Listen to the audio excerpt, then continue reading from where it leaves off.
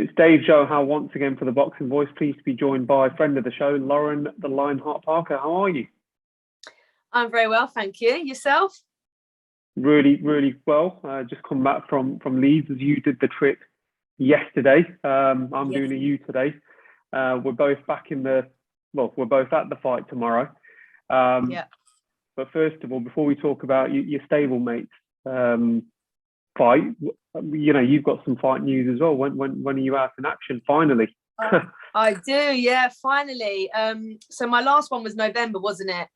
Back in Sheffield, and they've just released the date for the next one, which is going to be end of next month, so the 29th of April at the same place back in Sheffield, the Doubletree Hilton Hotel. Just really looking forward to that now, because I think that's what, like, pretty much 5 months, isn't it? 4 months, 5 months, whatever. And I think for me, like, a key thing is I really need to keep that ball rolling. And ideally, I would have liked it a little bit sooner, if I'm honest. You come off of the back of a great win and you kind of want to keep the ball rolling. I would have liked one sooner, but you know what? It's an opportunity and I'm really excited for it. The training's been going well. Obviously, we're going to speak about it, but I've had a really good sort of 6-7 weeks with Ebony training, doing some good heavy sparring, and I'm taking a few days off at the moment. I'm just going to enjoy this weekend, soak it all up, not have to worry too much about training, what with the travelling and everything to and from Leeds. And then Monday we're back hitting it solid. And then I think I've got something like 5 weeks or whatever. So plenty of time to get back on it, get some decent sparring in, some decent technical work and strength training. And ready to go. So I'm looking forward to it. Isn't it, like, my promoter and stuff? But yeah, they've just signed a 6-fight deal with Sporty Stuff TV, which is a Sky channel. I believe it's something like 437 on Sky. So it's free to view as well, isn't it? Say that again. So it's free to view as well, isn't it? So it is free to view, yeah. So yeah, that's a really good thing. Anyone that's got Sky can sort of tune in, and they put it all on YouTube and stuff, mainly after, I believe. But do you know what? Any exposure is good, isn't it? And there seems to be lots of platforms out there now, like Fight Zone that you were talking about. And the one that I'm on is similar. It's just about pushing it out there and just getting on them, really, putting your face out there. I bet you're absolutely looking forward to it. I've seen on your Insta as well, you've been training with Nina Hughes as well. And also, I mean, what's the experience like before we go on to, Ebony? Just that experience, just fighting with Nina, because she's up and coming as well, isn't she? So yeah, like, Nina is great. Real good things to say about her. She's obviously, she had a great amateur background. I think when speaking to her, she had about like 70 fights, something like that. And she was on the GB setup, and so getting in the ring with her, sharing the ring with her has been great. She was supposed to be fighting Becca Connolly, and that fell through. But in the lead up to the first time she was meant to do it, because she's fighting her 15th of April, I believe. I was quite a big part of her camp leading up to that fight, and just gaining real valuable experiences, learning a lot from her. It's great to mix with these type of girls, seeing, like, knowing their experience, and I'm gonna say it, they got a lot more experience than I have, especially in the amateur game, and to be able to share the ring and in my opinion perform at a decent level is great, and it's good to build my confidence. So it's all good learning. Absolutely. So Ebony Bridges fights for the world title tomorrow night, live on the undercard of Josh Warrington. Sorry, we'll get it right. Martinez versus Josh Warrington, number 2. What's it been like being part of her camp, helping her train for what could be, a monumental night for her, a night for her to remember, and knowing that you've been part of that journey as well, because you guys have been thick as thieves. It's fair to say she's been mentioning you, speaking very highly of you, rightly so, in all of the interviews as well that I've seen, and when we spoke as well. What's it been like? How did it occur, first of all, as well, the partnership? Yeah, so it occurred. Basically, I knew that she was in the UK, and I found out that she was training with Mark Tibbs, and there was a connection between Mark and my coach. So I'd already tried to fix sparring with Ebony previously when she was in the UK, and it just never happened. She was on kind of like a tour around the country and, you know, sparring different people. And unfortunately, the time that she was down, I missed the boat really. And then she was off to Wales or wherever she was going. But yeah, knowing that she was down training with Mark, I said to my coach, I said, please, can we try and fix it? I'd love to be able to do it. And as well, I'd love to meet her. Like, I think she's a great person. I've always got a good vibe from her, and she's always spoken quite highly, share my stuff on Instagram and that. So yeah, to be able to mix with her, I just felt there would be a really, really good opportunity. So basically, yeah, my coach got on the phone to her, to Jimmy, sorry, no, to Mark, and yeah, just fix that really. And I think a couple of days after the phone call, we was down the gym in Essex, and yeah, getting that first spar underway, which was a great first spar. And yeah, they've wanted to sort of keep me on board ever since. It's one of those things, isn't it? Like when a fighter's sort of at that level and boxing for a world title, not normally I would imagine maybe they mix in different sparring partners, that sort of thing. But do you know what? I felt very, very grateful to be able to stick in her camp and be like the main part of it, if you like. Because I said, you know, we've done 7 weeks sparring, and yeah, it's just been great, and they've kept me the whole time. Whereas they could have said, oh, we've had enough of that, we're going to move on, and you know. But you know, she's always said that I'm quite similar in style to her opponent, and I think Mark recognizes that too.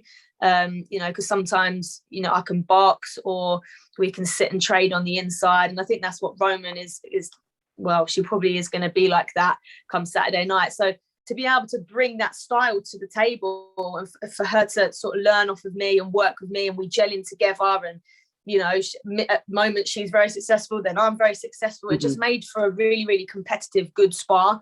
So yeah, so they've kept me the whole time, and yeah, I've been very, very grateful. She speaks very highly of me, which, you know, she doesn't have to do that. You know, she's built her platform. She could just be cracking on with her own work and gaining what she needs to gain from me. But you know what, she's been so lovely and really pushed my name, and I just think, you know, that's quite rare. So yeah, I think I found a good person, and she's a great, yeah, I think she could be a great friend, and yeah, I'm just really pleased to be a part of it.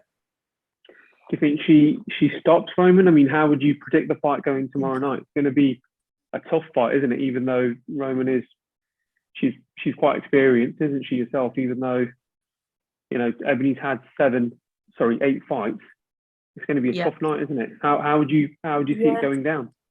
Yeah, I mean, like you said, very, very tough fight. Cecilia Roman is like the longest reigning champion, I believe, in that division, holding that belt. I think she's defended it like 7 times, you know, so she is going to be hard work. She has got her work cut out, Ebony. But you know what, the way she's been sparring and her mental state, the camp she's had, how settled she is, you know, she's saying that she feels like this has been the best camp that she's ever had. You know, I've been in there with her. I know firsthand what the spars have been like and what she brings to the table. And although Cecilia Roman, you know, is dangerous, I equally think Eb's dangerous too. You know, she can punch. She's tenacious in her style. She can come forward. Mark's been teaching her a little bit more to box better, like have that educated pressure. And I think if she does that from the outset, straight in there, makes Roman feel uncomfortable, you know, puts her under pressure, keep that head moving. I think that's a real important thing. Keep your head moving, keep your hands up, keep small. Yeah, just basically walk her down. I can see it going Ebony's way, and I did make a bold statement yesterday, and I said I believe that she could stop her, and I do think it could be in the first half of the fight. Again, that could be bold. This is boxing, you know, and she's a very, very, very good girl. But you know, I'm backing my mate. I'm backing her, and I do think she's going to succeed, and I pray that she does succeed, because yeah, she deserves it. It'll be a very good night. I'll get onto the main event shortly, but we spoke off camera about the experience of being there at the Matchroom Dazn presser. You know, from my experience, the first ever presser I went to, God, it must have been like, I can't remember now, years ago, but Yeah. you kind of get kind of starstruck as well, being there, and you think, oh, I've seen that person on TV, and you know, what was it like for you? Like just the experience of it was just being at Dazn presser. Yeah, it was quite incredible, really, and so good to be a part of it. I'm not gonna lie, I'm actually still buzzing, to be fair. And I'm just so grateful that Ebony has been like, come along to my press conference, like you should just get involved, get in the mix and that. And to be honest, you know, obviously Matchroom is such a big platform, and I feel like, you know, I'm gonna big myself up. I deserve to be on Matchroom shows. I feel like I could sit there quite nicely, but you know, I'm not there yet. And sometimes you feel a little bit like, oh, you know, this is the big stage, and you know, I know everybody in that room, but no one really knows who I am. So yeah, it was a strange experience, but a great experience, and one I'm never going to forget. And hopefully there'll be many more to come with myself, even at that table, you know, being interviews. But yeah, really, really good experience, and yeah, I don't know, it was great, loved it. Yeah, I mean, who knows what the future brings? You know, one good year, and that could be you there next. You know, you just never know, do you? What happens? You really don't. You know, like when I look back on, you know, where I've come from, you know, as an amateur, building yourself up, no one's sort of really knowing who you are, and you know, that's one thing I've learned from Ebony, is it's about how you market yourself in the pro game. It's, you know, you could be the best boxer, but if you can't talk, or you can't put yourself out there or market yourself well, then you know, it's just a shame you don't even get a look in. So yeah, who knows? Like, I didn't even think that I'd be like sitting here enjoying that weekend, or enjoying yesterday, and I'm going to be going to the fight tomorrow. Never in a million years ago I think that I'd be, you know, soaking it up and enjoying it like I have been. So yeah, who knows what the future holds, but the plan is to push forward for big things, because you know, I am actually very, very serious about my own career and where I want to take it. And yeah, I'm aiming big.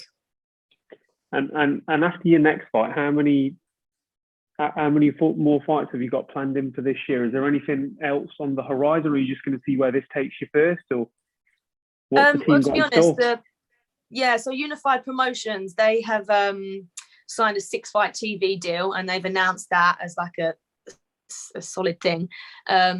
So and I got sent a WhatsApp message not so long ago as part of the group, and they put out when we expect to box. And to be honest, if they stick to their word, it looks like we could be quite busy.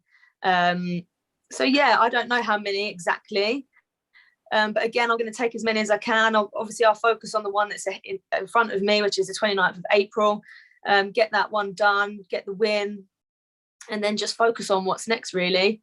And then, you know, I'd really like to push on for big things, to be honest, maybe, you know, titles and that sort of stuff. And I know my manager has spoke about me potentially going for potentially a Commonwealth title by the end of 2022. We'll see how that pans out. But those sort of challenges really are appealing to me now, you know, as I feel like I'll train hard all the time. I've been sparring very well against top prospects, and yeah, I do believe I am supposed to be where I am. And you know, I want a bit of what, you know, Eb's getting at the weekend. I want a bit of that, you know, all boxers want a bit of that. And I think, yeah, now I'm ready for it, and it's my time. So yeah, fingers crossed, good things in the horizon.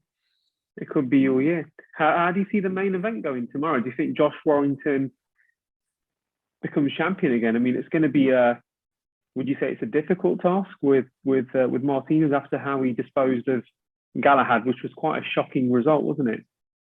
Yeah, it was.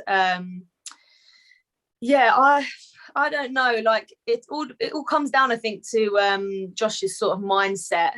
What with, you know, like the setback with his TKO that he got, and then he had that cut, didn't he? The stoppage. The guy got the cut, Lara, and that couldn't continue. So it depends how that sort of affects him and how he's going to come back from that. But to be honest, I think he's going to have that fire in his belly. He's got the crowd behind him now, which he didn't have last time. And hopefully we get to see Josh boxing at his, you know, how we know Josh can box. I think one of his best performances for me was when he boxed Carl Frampton. I think that was one of the ones that I tuned in and was literally blown away by. So if he can bring elements of that Yeah, I do believe I see him winning. I think he's got a tough test, but yeah, I think he'll be crowned champ. Yeah, fingers crossed. We'll see. So what do you think the best fight's been so far? We've had what? Brooke Khan. We've had Mick Conlan versus Lee Wood, which was a barn burner as well. Yeah. What's been your highlight of the year so far? I mean, we're already into March and we had those two fights. You know, Yeah. we've got Timothy fighting tomorrow. Obviously, we don't know the result of that one yet. But what's been your highlight so far for this very little year? Yeah, I'm trying to remember them all, to be fair, and what I've actually tuned in and watched. Do you know what? I think more recently was the Conlan Wood one. I was absolutely blown away by that. The way he finished him at the end, I was just like, wow, you should have seen me dancing around my lounge. It's crazy. Yeah, I just think that is just, yeah, fight of the year for me personally, I think. Trying to think of any other ones, really. They've all kind of been good, really, haven't they? Yeah. Yeah, we've had a good start. Yeah, we've had a really good start, to be fair. So look, for those that don't know where to follow you and stuff, where can people follow you if they haven't watched the previous interviews? Yeah, so mainly I'm on Instagram. That's where I'm sort of at all the time, and Facebook as well. And that's Lauren Parker Boxer. So yeah, I mainly put all my stuff on there. And then if you just, I don't know, like what with the week yesterday that I've just done, I think I did like 6 interviews yesterday. It was kind of crazy for me. People sort of pulling me left, right and centre. I was like, whoa, felt like a celeb. It was crazy. And so yeah, if you just type in YouTube, Lauren Parker, you'll probably see some of the stuff come up. I did some with IFL TV. I did BBC 5 Live with Steve Bunce. That was a really good experience. He was a lovely guy. Great to get to know him. Behind the gloves, yeah, all sorts. And then there'll be our one that we're doing, so that'll be on there too. And the one we did previously. And yeah, that's it really, I think. So good stuff. Well, hope to catch you there tomorrow as well. You've got a longer drive than what I have. But yeah, I'll definitely look out for you, and we can see how the night unfolds with Warrington, see if he gets the title back, and see if Ebony Bridges is crowned and the new. So it's more personal for you as well. It'll be fingers crossed a great night. But that's the thing, like obviously I so wanted to win, but because I feel like I've gained a friend in her, I'm like, come on, like seriously, I've never wanted it so much for someone. Yeah, such a great person. I think she deserves it so much. Like we've said, in terms of how many fights she's had, she is inexperienced compared to some of them, but for what she has achieved in that short space of time, it's just so inspiring for anybody looking up to her to say, do you know what, don't give up on it, and you can achieve anything that you put your mind to. And I think she is a walking example of that. So just on that front, I'm just really praying that she gets it, so we'll get behind her. Brilliant. Lauren, thank you once again from the Boxing Voice, and we will catch up soon. You take care. Andrew, thanks for having me on. For the video, feel free to hit the like, subscribe, and share. As always, if you want to support us to the next level, head over to the patreon.com/ThaBoxingVoice. We have tons of exclusive from Border Wars, Entitled, betting shows, the list goes on and on and on. But in addition to that, if you guys have questions for fighters, trainers, and promoters, this is where you can submit them. We will run out, get these questions answered, and put it back on the show just for you guys. Appreciate it. Peace.